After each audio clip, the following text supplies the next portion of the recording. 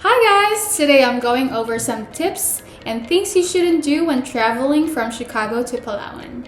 And honestly, I've been here for 15 years and I never met anyone from Palawan. And perhaps there are a few out there and I just never met them. Usually, Filipinos I met here are from Manila, Cebu, and Pampanga. And I think it's rare to meet someone who was born and raised in Palawan. So I feel like this is going to be my niche, since I know exactly what to tell you guys. So hang in there, I'm going straight to this topic. Here you are, so let's start with the airport here in Chicago. The major international airport here is O'Hare, and it is in fact one of the busiest airports in the world. Unfortunately, there is no direct flight from Chicago to the Philippines, but there are many airlines you can fly with that will take you down there, like Korean Airlines, ANA Airlines, Japan Airlines, Asiana, Cathay Pacific, and EVA Air. If you have a 14-hour international flight, most likely you will have 2 check-in bags, 1 carry-on, and 1 personal bag for free. And I love any Asian international flights. They tend to be very generous when it comes to providing food. They will provide breakfast, lunch, dinner, and even snacks. I guess it depends on your flight time. Let's say I'm leaving tonight, so they will start with dinner and go from there. So far, the best airlines for me in my own experience was EVA Airlines from Taiwan. Let me tell you guys, from beginning till the end, it was great. And I remember they started with giving out hot towels, and I love that part. It helped me freshen up and relax before the takeoff. And I remember they gave us so much food, it was insane. And I remember the flight attendants kept giving me wine, I don't know why. But for sure I was drunk. And good thing when I'm drunk, I'm just well behaved, happy, and all smiley. So they're probably like, oh, she's harmless, she's cute. Keep giving her wine. Now the length of your layover will depend on the ticket you purchase. Last time we went to the Philippines, we were on a budget, so we had to choose a cheaper ticket. It was around $1,200 per person, but it had a 9-hour layover at midnight. Never again. So if you have money and you want to get to your destination faster, then definitely choose a ticket that has less layover time. But then it will be pricier than $1,200. Most likely will be around $1,600 to $2,000 per person. That's how much it is. That's why it's a struggle going back home. Before I go into more details, I think it would be nice if I do a little presentation of Philippine geography so you guys will understand my point of view better. So here you are. Manila is located in the north-central part of the Philippines. Palawan is in the southwest part. Cebu is located right in the central east, and Davao is all the way to the southeast. This way you will understand where the flight goes and the flight routes to Palawan.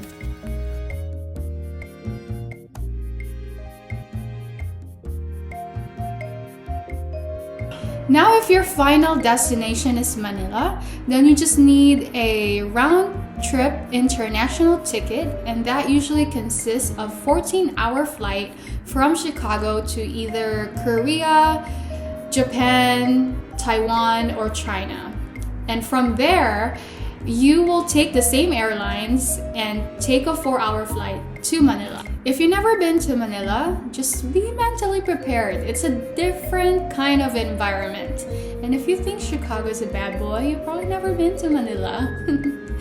So my advice is to be alert, fast, and always pay attention to your surroundings. Manila is not for little boys and girls.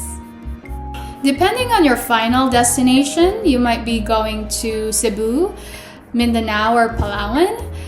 Perhaps it might be better to end your international flight in Mactan, Cebu, or Davao International Airport instead of Manila. Well, usually international flights go through Manila because it's the capital of the Philippines. My point is, if your final destination is not in Manila, try to see if you can go through Cebu or Davao instead. Just read between the lines, and if you're following what I'm trying to say, then you're smart. You guys are probably wondering, why can't we just go straight to Palawan? Why do we have to go through Manila, Cebu, or Davao and then go to Palawan? Well, I heard that now Palawan have international flights and they are improving, but I don't think they have an actual connecting flight from Chicago to, for example, Korea and then straight to Palawan. You don't have that.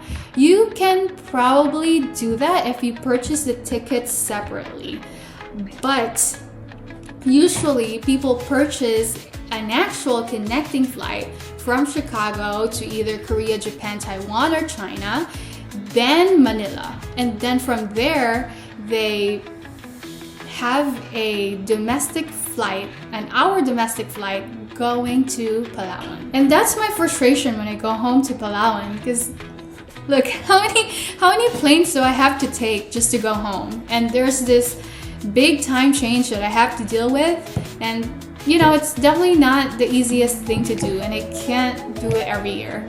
However, once you see the beautiful nature of Palawan, it's all worth it.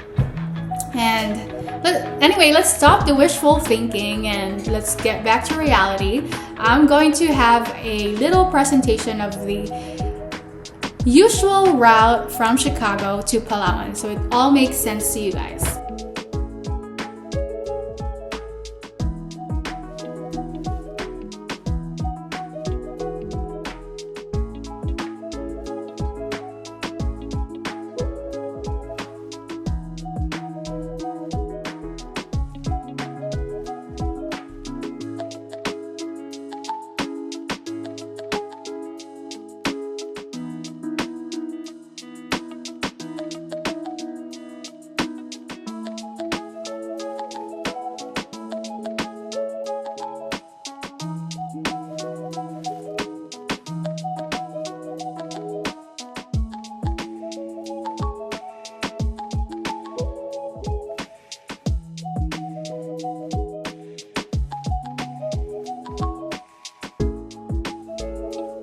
So now that I told you guys about the usual route going to Palawan, please keep in mind that Philippines only have two seasons, rainy and dry season.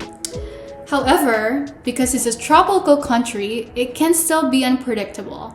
It can be sunny and all sunshine, and the next thing you know, there's a storm brewing. That being said, expect delays. But don't worry, storms are very common in the Philippines. Most likely you will go, just be patient. They're waiting for the storm to stop, and after that they will immediately start the boarding. So just hang in there. Good thing, it's only an hour flight to Palawan, so it will be quick. Next thing you know, you're there in Palawan. One thing though, I remember my friend warned me about the heat. And because I got used to the weather here in Chicago, it's cold like half of the year. I was like, it's fine, I can handle heat. I need the heat. Just to warn you, it's hot down there. When I say hot, it's like hot like hell. So yeah, you will be drenched in your own sweat. So make sure you dress lightly and take an extra small towel with you, because you will be wiping your sweat all the time. Otherwise, you won't be able to see because your lashes will be wet from your own sweat. That's how hot it is. Palawan Airport have few currency exchange from what I can remember. So don't worry if you don't have Philippine money. You can always exchange your dollars to pesos down there. And I suggest that you do it right away rather than doing it on the second, third day. So you just, get that out of your way so you can start spending your money and go to the restaurants and shop. You don't have to worry about that on your actual vacation day. Once you get to Palawan, you have to be tougher and bring your adventure side. This is not the classy metropolitan city that you know of. this is the place where you're going to learn the simple, content life. You're gonna meet great people and learn so much from them, and it may change your outlook on life. If you know someone who's finicky and snobbish, Palawan is probably not for them. Palaweños are not gonna deal with arrogant, picky people. We don't like that. And my advice is to try your best to mingle with good people, because it's the same people who will help you and show you a good time. The capital of Palawan is Puerto Princesa City. And in Puerto Princesa, there are many hotels you can find. Try to see if the hotel you're staying in can do a pick up and drop off, because that would be the safest and best thing to do when looking for rides. There are few taxis down there, but it's not like you can find them anywhere. And definitely no Uber or Lyft.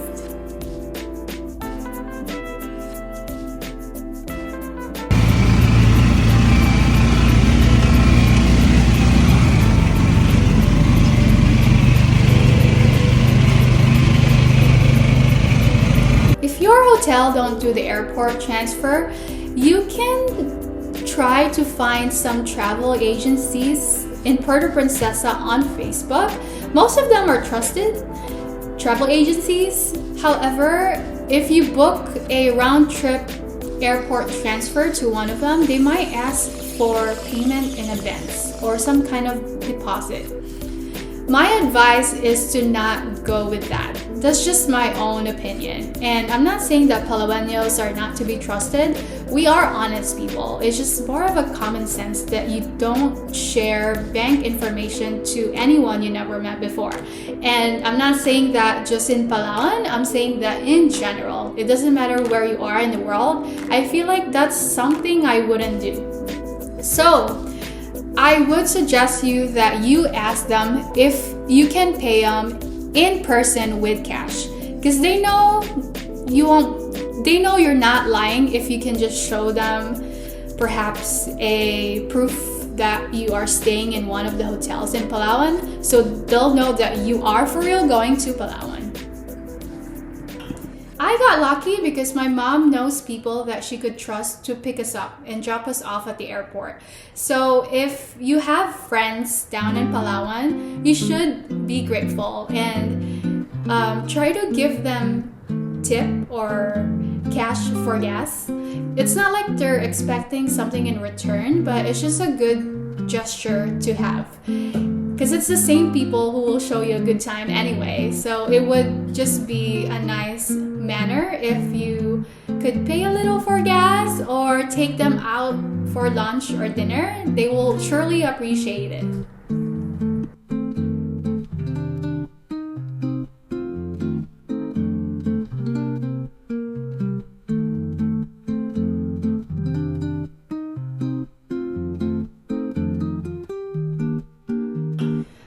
Now I want to say that people go to Palawan not to just see Puerto Princesa City. Most of them will want to explore Coron, El Nido, or Balabac, and I will make a separate vlog about those places, but I want to say that it's always safe to have an extra few days to go back to Puerto Princesa and Manila, just in case something happens. Knock on the wood, you never know what could happen in those rural areas.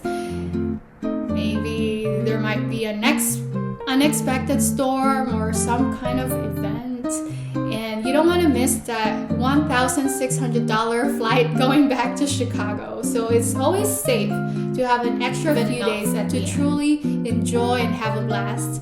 I would say the ideal time frame would be a 3-week itinerary. And here you are. I will break it down for you guys. 3 weeks means 21 days, right? So just for example, your vacation will start on April 1st and it will end on the 21st. That is 21 days or 3 weeks. Ideally, you would want to spend the first 2 days just to travel because it will take you a few days to get to Palawan. And there's this big time change. So on the third day, you don't want to jump into doing many things. I remember years ago when I went home to Palawan, I got a fever coming from a cold weather to hot. And I'm not saying that it's going to happen to you guys, but just be prepared. April 4th to 5th. So that is the 4th and 5th day. This would be a great time to explore Puerto Princesa City, which is the capital of Palawan. If you're used to a Western life, you don't want to just go straight to the secluded areas. You will be in shock. So Puerto Princesa City is something in the middle. It would be a great place to kind of test the water and perhaps learn their dialect, which is Quionon, and have some time to grab things that you need before you go to those far places like El Nido, Coron, and Balabac.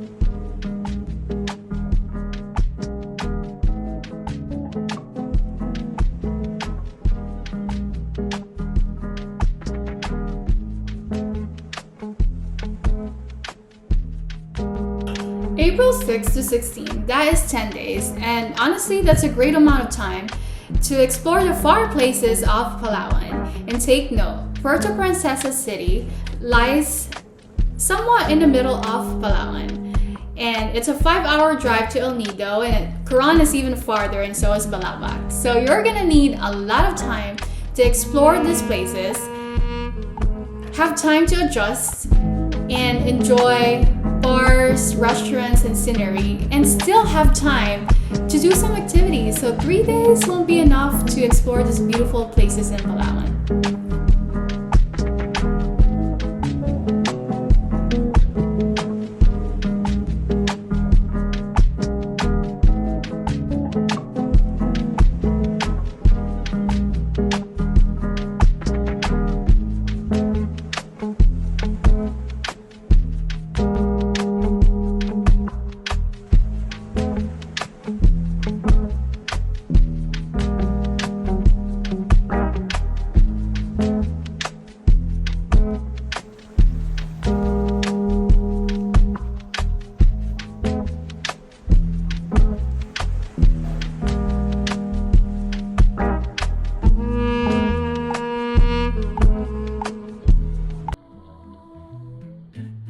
Finally, April 17th to the 21st, that is 5 days. And like I said earlier, it's always best and safe to have an extra few days towards the end of your vacation, just in case something happens. And that way you still have time to shop around and have a final lunch or dinner date with your family and friends, say goodbyes to your loved ones before you head back to Manila.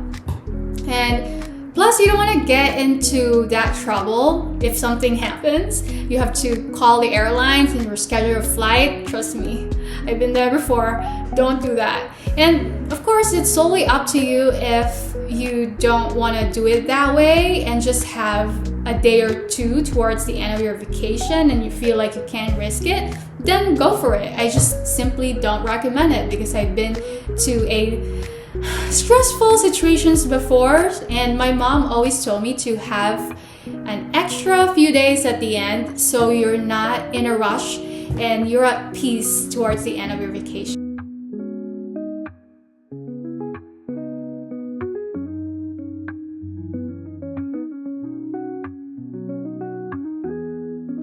I hope you guys learned a lot from my vlog and I had fun doing this, so hopefully I will have an extra time again and energy to make a part 2 perhaps. And I really love talking about my hometown, Palawan. It's something that I'm really proud of to be Palaweño because it's the only thing that sets me apart from the people here in Chicago. So I want to keep talking about it, and I hope you guys subscribe and follow and listen to my non-ending discussion about Palawan. Thank you. Bye.